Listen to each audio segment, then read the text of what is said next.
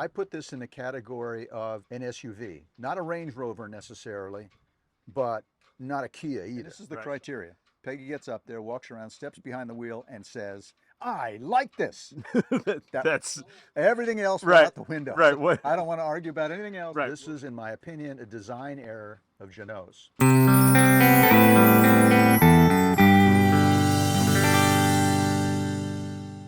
Thank you for letting us on board your boat. I'm Dave. This is Echo Zulu Cruising. This is Russell. It's got a liter 10.5. Series 2. Series 2. Makes a big difference. This here isn't on a Series 1. In terms of the awning, The how hardtop, the hard top structured, the cosmetics, the aesthetics are different on the Series 1. So I'm excited to see you because we've seen your boat from across the marina and know it's the same size boat. And just kind of wanted to talk, what made you get this boat over any other boat? So once we saw it, and the first thing that got our attention was my attention was the cosmetics.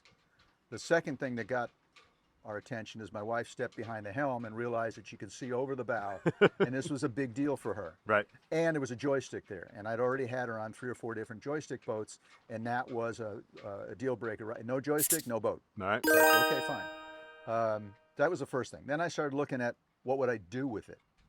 Well, I put this in the category of an SUV, not a Range Rover necessarily, but not a Kia either. Right. Somewhere in the high-end or Jeep Gladiator with the tricks attached to it. Right. So I'm sitting on a fold-out bench. So let's say we're doing cocktails. I got a fold-out bench I'm sitting on. I got that bench there. I got another bench on the other side that folds out just like this. I can seat 8, 10 people here, and I can put a table right in front of us, which I just took out, and we can putz around and go drink cocktails.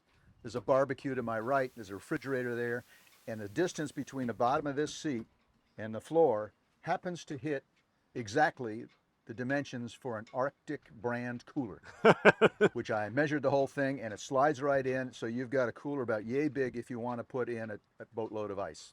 So that's the social aspect. There's a lot of room here. That side over there has a fold down, I'm going to call it a patio, an extension that sits out. So I'm a scuba diver.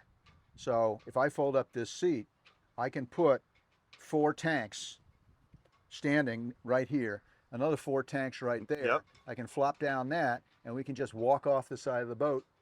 And then when you come back, you hook your tanks or whatever to a rope. Everybody climbs on board, and then you haul up all your gear. It's this SUV concept of do whatever. Now the boat only comes with 2 rod holders.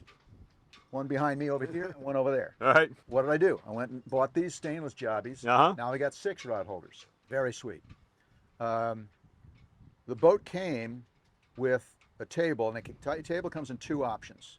One of these high-low things, so you can turn this into a sun pad. Well, I don't have any kids, and I already have a sun pad up front that can handle 3. Right. So that's my wife's perch and her girlfriend. If we're going slow, they go up there and watch the water. But it came with that whole thing installed, and I'm like, number one, it's a $4,000 option. Right. $4,000 for something I would never use. Don't buy the high-low table. Right. Buy the one that just pull out the sticks. You take the table off.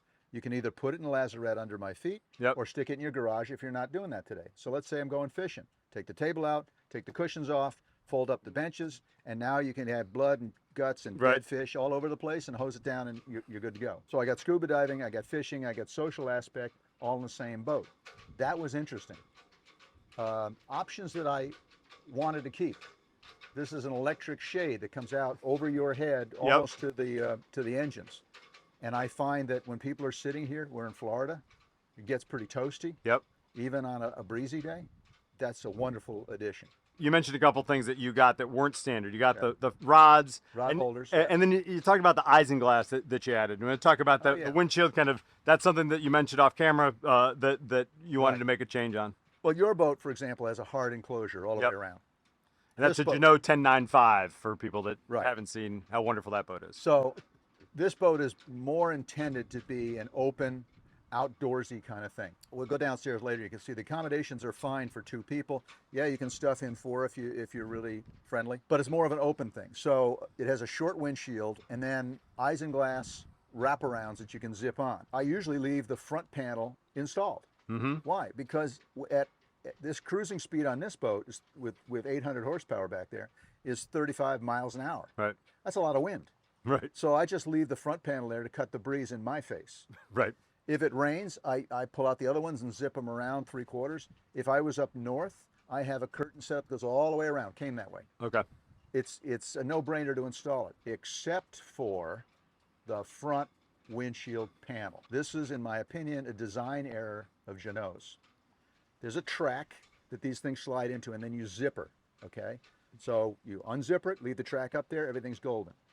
The front panel, no zipper. When we finally wrestled it off, I took to a friend of mine who's a sail maker kind of person, and we just cut off the top and reinstalled another track, the bead that goes in the track, but with a zipper on it.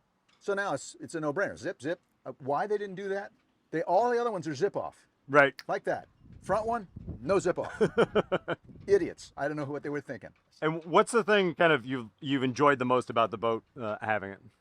Well, it does have a large dead rise, Mm-hmm. and the bow is pretty high off the water. So in snotty weather, this boat has zip wake trim, which has an auto function to it. That's nice. I got twin Garmin 12-inch screens, which I can play if I'm going a long distance, all day kind of thing, on the ICW. So there's left and right, and up and down, all that stuff. I can plot that on my iPad at home. Tweak it like, oh, that's too close to that. I don't want to go that close. I'll move it over here, move it over there. Oh, the cops are going to be right here because I know that's a no-wake zone. I'll make a note on there. Right. I can do all that at home at my leisure, get in here and push a button and upload it to the screens. And do you set that up on Active Captain? Active Captain is the app, yeah. And once you get out into clear water, you push a button on the autopilot, and there's a magenta line that Active Captain put on your chart. And once you're on the magenta line, you push autopilot, and the boat will now drive that magenta line. So you have autopilot on the boat as well. Oh yeah. So now I'm getting jealous. It took me a while to figure it out because it wasn't clear to me. I'm pushing autopilot, and it was going and it's not, but it wasn't following the line. Right. Well, there's a button there that says track point, and sure enough, track point is what activates the following of the magenta line. Got it. Now I get out there, and the magenta line's there. I was driving to follow the magenta line. Screw that. Track point goes right into it. And you can set the sensitivity plus or minus 10 feet, 20 feet, or whatever. You can set if you're on the ICW, how close is acceptable to the shore to you. You might still be in the channel, but you might not want to be within 50 or 100 feet of the shore. So you can set all that stuff. So my fuel economy at cruise, which is somewhere between 3,500 RPM and say 4,100 RPM, which is somewhere in the 33 to 38 miles an hour range, is 1.2 miles per gallon. Really? Now, I know trawler guys at 8 knots are struggling to get over 1 mile an hour. 1 mile per gallon. Yeah. And we get 1 mile per gallon on our boat. And it's a little smaller. I mean, it's a little small. It's heavier though. It's heavier. Yeah. Well, yeah, you got the upper infrastructure, right? But and that's smaller engines. So you have twin 425s. Twin 425s. Right. Now, if I could have bought this at the time, you couldn't order anything. If you want to order something, you see it by the time you're retired. So you had to wait and see what the dealer got. And they spec this.